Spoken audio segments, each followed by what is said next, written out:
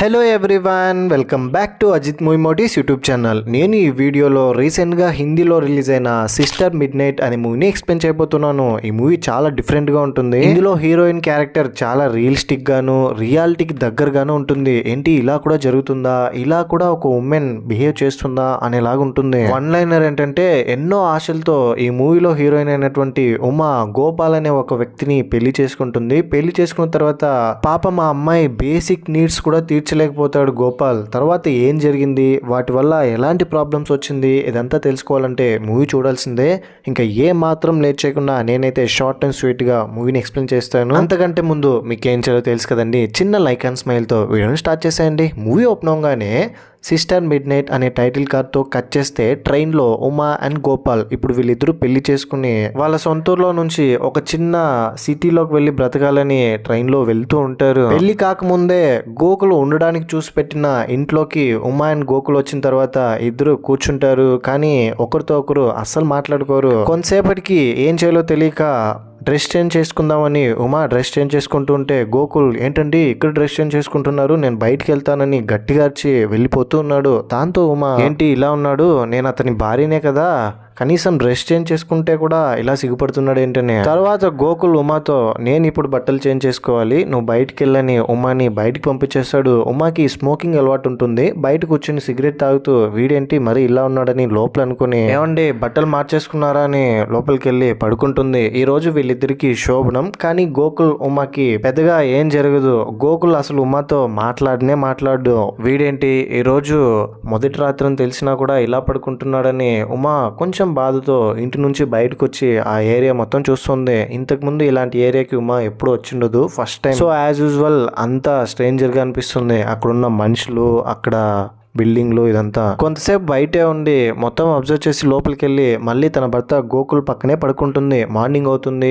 Morning లేచి చూడంగానే పక్కన గోకుల్ ఉండడు. నైట్ అంతా పక్కనే పడుకున్నాడు కదా, ఇప్పుడు సడన్ గా ఏమైపోయారని కంగారు పడుతుంది గోకుల్ గురించి తలుచుకుంటూ. ఆ తర్వాత ఇంట్లో ఏం చేయకుండా అలా కూర్చునే ఉంటుంది గోకుల్ గురించి ఆలోచిస్తూ. మెల్లగా ఆకలి వేస్తుంది. ఏమైనా తింటామంటే ఏముండదు చేసుకోవడానికి గానీ, అట్లీస్ట్ హోటల్లో తీసుకోవడానికి కూడా డబ్బులు ఉండదు. కొంచెం టెన్షన్ తో ఇంటి బయటకు వచ్చి చూస్తే పక్కనున్న ఒక ఆంటీ బటర్ ఉందా మీ ఇంట్లో అని అడుగుతుంది. కొత్తగా వచ్చిన వాళ్ళు మీరేనా, ఏంటి అలా టెన్షన్ గా ఉన్నావంటే ఉమా ఏం చెప్పకుండా కంగారు పడుతూ ఇంటి లోపలికి వెళ్ళిపోతుంది.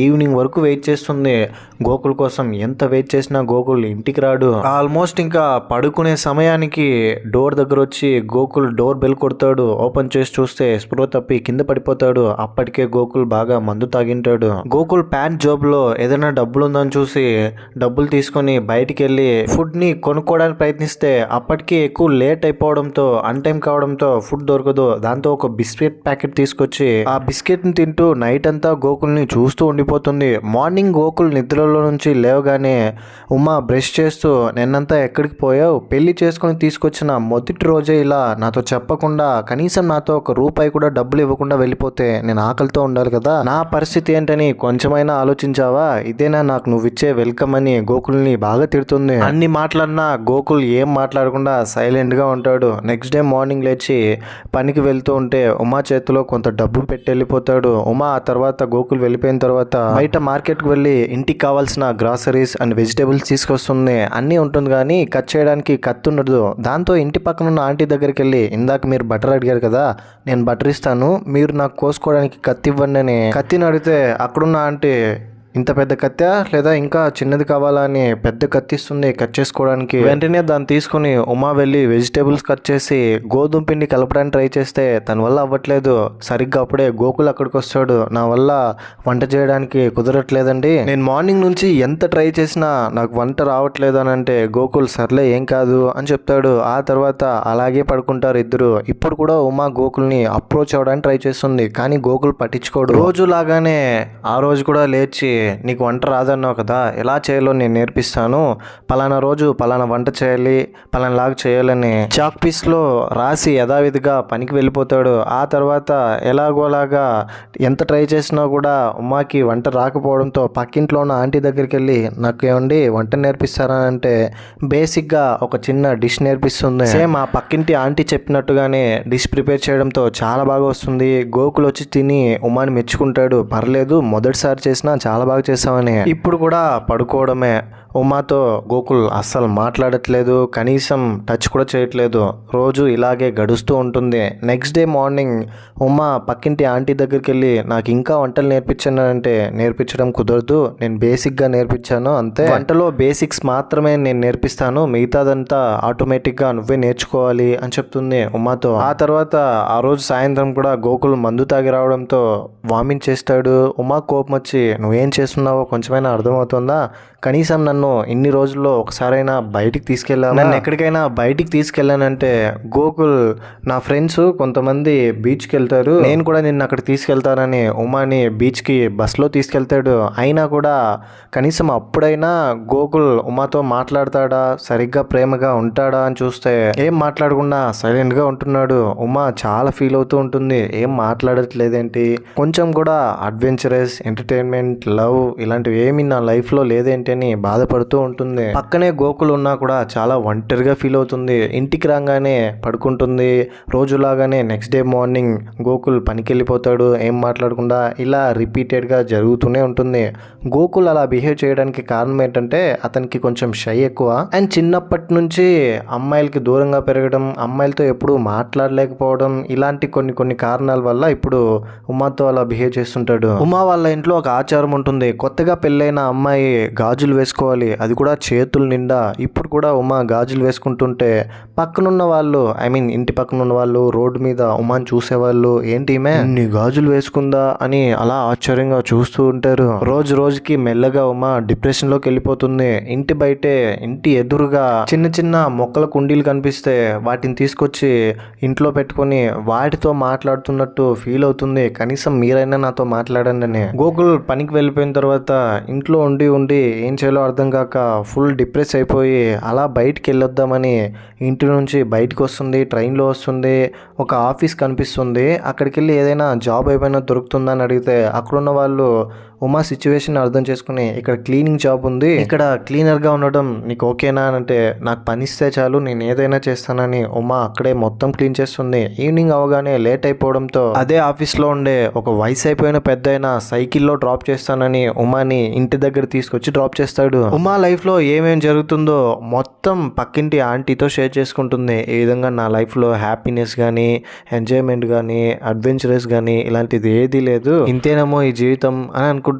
ఇలా రోజులు గడిచిపోతూ ఉంటాయి. ఒకరోజు ఉమా ఒంటరిగా వర్క్ కంప్లీట్ చేసుకుని రోడ్డు మీద ఇంటికి నడుచుకుంటూ వెళ్తుంటే రెడ్ లైట్ ఏరియాలో ఉన్న కొంతమంది మహిళలు ఉమాని చూసి నీ చర్మం ఏంటి అంత కాంతివంతంగా ఉంది, నువ్వు ఏ క్రీమ్ వాడతావు అని అడుగుతారు. మెల్లమెల్లగా ఉమాకి ఒక డిజీజ్ వస్తుంది. ఏంటంటే చిన్న చిన్న శబ్దాలు కూడా పెద్దగా వినపడడం స్టార్ట్ అవుతుంది. ఆ రెడ్ లైట్ ఏరియాలో ఉన్న మహిళలతో ఫ్రెండ్షిప్ కూడా చేస్తుంది, వాళ్ళతో వెళ్ళి మాట్లాడుతుంది. చిన్న చిన్న శబ్దాలన్నీ ఎక్కువగా వినిపించడంతో రోడ్డు మీద వెహికల్ సౌండ్స్ ఇలాంటి సౌండ్స్ వినిపిస్తుంది.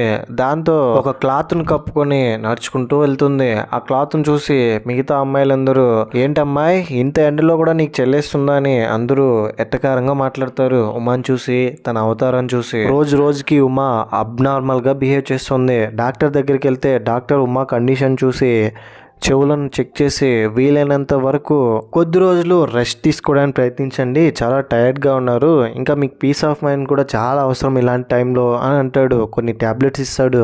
ఆ రోజు సాయంత్రం వర్క్ కంప్లీట్ చేసుకుని తిరిగి ఇంటికి వస్తుంటే ఒక మేకపిల్ల కనిపిస్తుంది. మేకపిల్ల కనిపించడంతో దాని మీద కోపం వచ్చి ఉమా చంపేస్తుంది. ఒక పిచ్చి దానిలాగా బిహేవ్ చేసి ఇంటికి వచ్చి గోకుల్ని కిస్ చేసి పడుకునేస్తుంది. కానీ గోకుల్ మాత్రం అతనికి ఏం సంబంధం లేనట్టుగా బిహేవ్ చేసి అర్లీ మార్నింగ్ లేచి రోజులాగానే పనికి వెళ్ళిపోతాడు.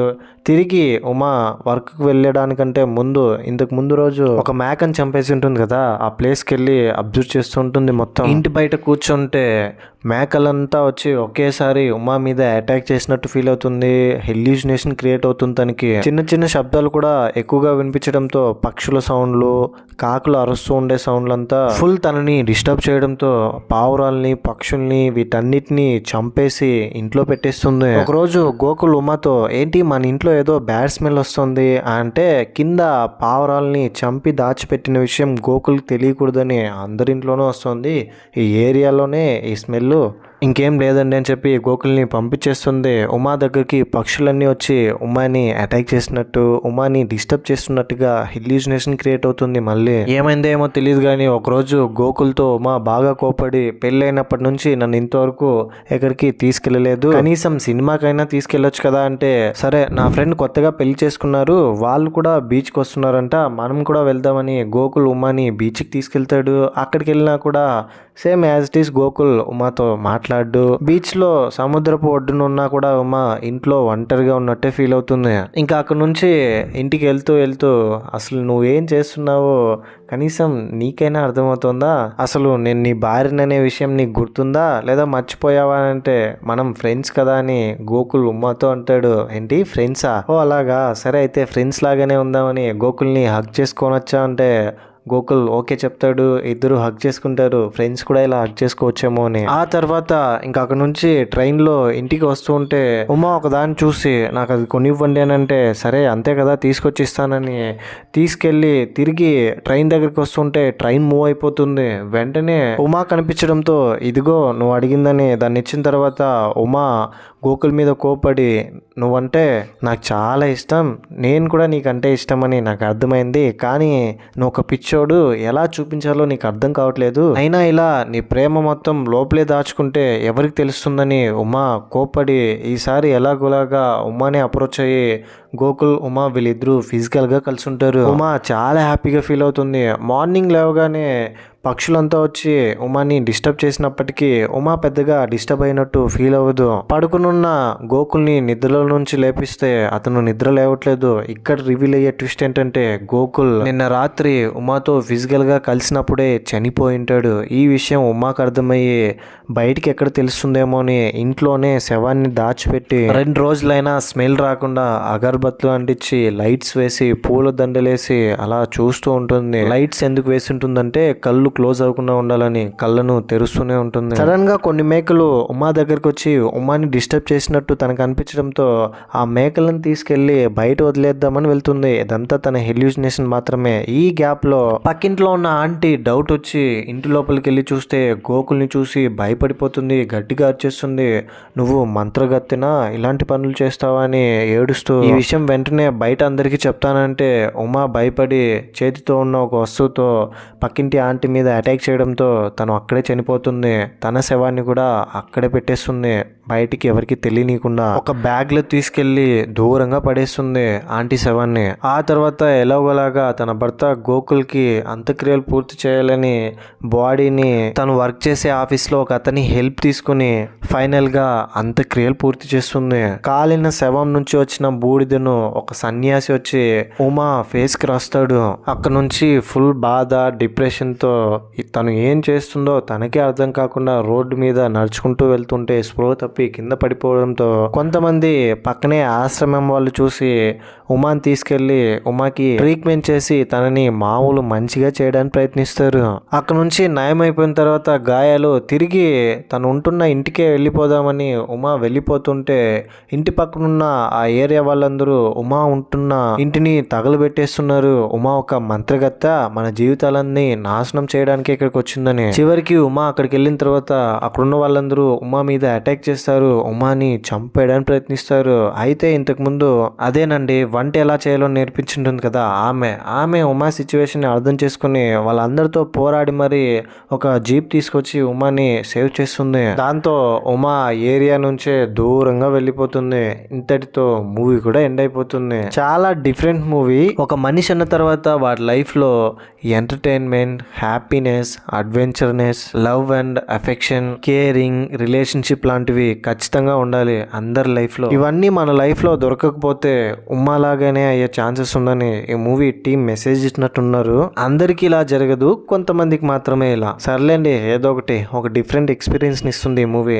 ఈ మూవీపై మీ ఒపీనియన్ ఏంటి, నా ఎక్స్ప్రెషన్ మీకు ఎలా అనిపించింది అనే దాన్ని ఏదో ఒకటి కింద కమెంట్ బాక్స్ లో తప్పకుండా నాతో షేర్ చేసుకోండి. అండ్ ఇలాంటి కైండ్ ఆఫ్ మరిన్ని మూవీ ఎక్స్ప్లెనేషన్ వీడియోస్ కోసం మన ఛానల్ని సబ్స్క్రైబ్ చేసి బెల్ ఐకాన్ క్లిక్ చేసేయండి. ఇంకో ఇలాంటి ఇంట్రెస్టింగ్ క్రైమ్ థ్రిల్లర్ మూవీ వీడియోస్తో మీ ముందు ఉంటాను. అంతవరకు సేఫ్గా ఉండండి, నవ్వుతూ ఉండండి, నవ్విస్తూ ఉండండి. Thank you. జై హింద్.